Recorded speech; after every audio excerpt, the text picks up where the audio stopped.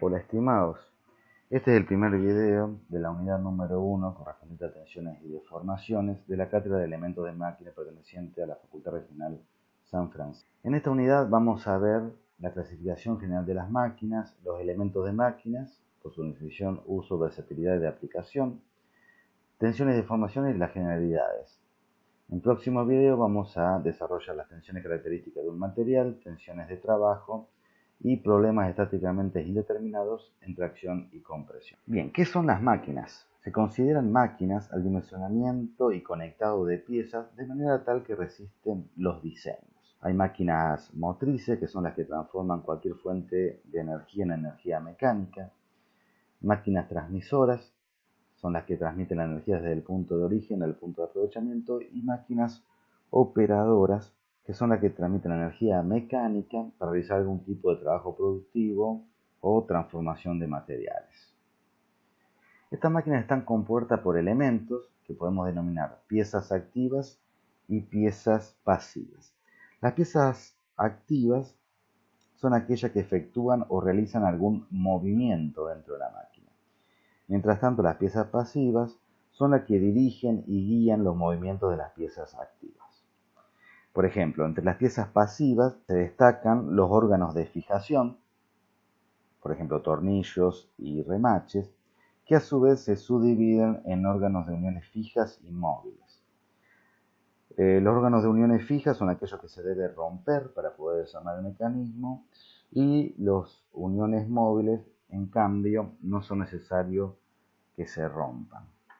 Bueno, ¿qué son los elementos de máquinas? Es conocido que desde la revolución industrial hasta el día de hoy los mecanismos han cambiado mucho, pero a pesar de que estos mecanismos han evolucionado generalmente de movimientos alternativos, como es por ejemplo un cilindro a vapor a movimiento rotacional de un motor a explosión, los elementos de máquina no constituyen en sí solos un gran número de órganos distintos. O sea, si lo vemos desde el punto de vista de su función, tenemos en toda máquina, vamos a encontrar órganos de unión, por ejemplo, tornillos, roblones, chavetas, pasadores, prisioneros, elementos de transmisión, como son los árboles, los ejes, cadenas, acoplamientos, engranajes, correas. También vamos a encontrar órganos de apoyo, como son los rodamientos, bujes o cojinetes. Y también encontramos en la máquina órganos acumuladores de energía, como son resortes, ballesta de amortiguación, pueden ser también alguna combinación hoy en día entre gas y resorte, como son los gasprim o acumuladores de gas.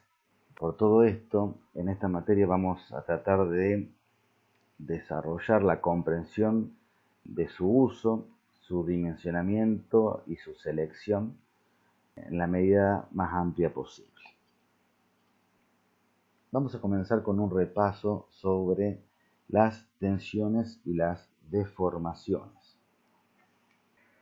Consideramos un cuerpo prismático de longitud L y sección rectangular, donde por su eje pasan dos fuerzas P de sentidos opuestos que originan las fuerzas externas sobre el sólido.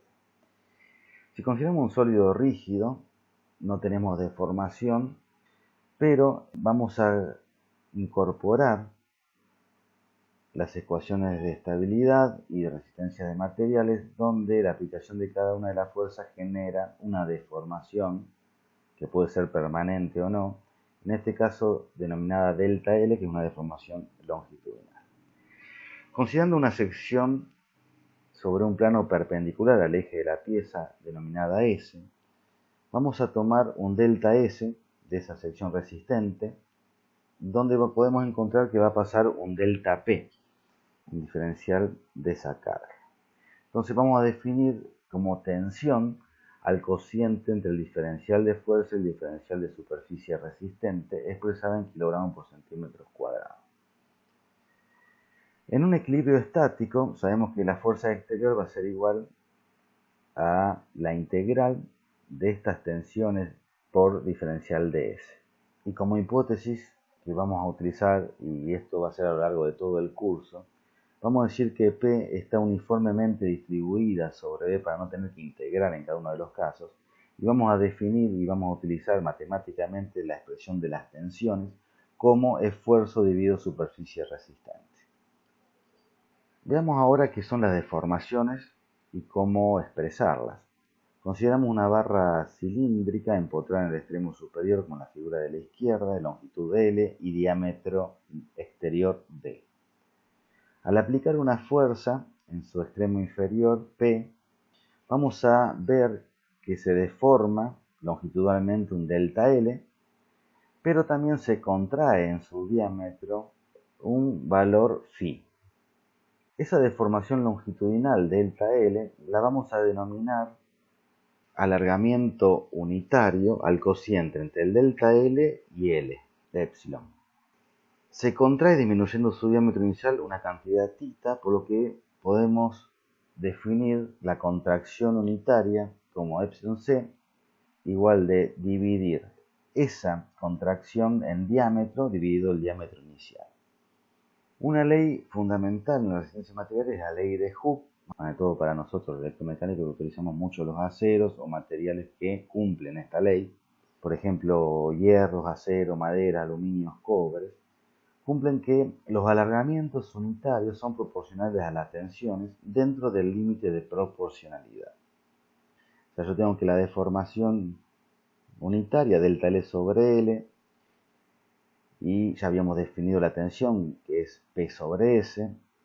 Entonces la ley de Hooke nos dice que estas tensiones son proporcionales, en este caso la constante de proporcionalidad es E, a las deformaciones, siendo E el módulo de elasticidad de los materiales, también expresado como una tensión en kilogramos sobre centímetros cuadrados. Para ciertos materiales como hormigones, piedras, cueros, cuerdas de cáncamo, no se ajustan también a la ley de Hooke y pueden adaptarse a la ley de Bulfinger, donde se expresa que estas deformaciones son inversamente proporcionales a las tensiones elevado a la n, donde n es un valor empírico. Pero a lo largo de esta materia vamos a aplicar la ley de Hooke para los materiales más comunes que podemos encontrar en las máquinas. Desde el punto de vista de las deformaciones transversales, la relación entre la deformación unitaria longitudinal y la deformación unitaria transversal se denomina coeficiente de Poisson. Tenemos la deformación unitaria longitudinal, la deformación unitaria transversal se denomina coeficiente de Poisson. Que este depende del material. Por ejemplo, para materiales compactos, B es igual a 4, para lo que son los metales, B es igual a 0,3, y para lo que son, por ejemplo, los hormigones, B es igual a 6. Les dejo la bibliografía que pueden encontrar en las tablas si quieren ir ampliando estos temas y nos vemos en el próximo video.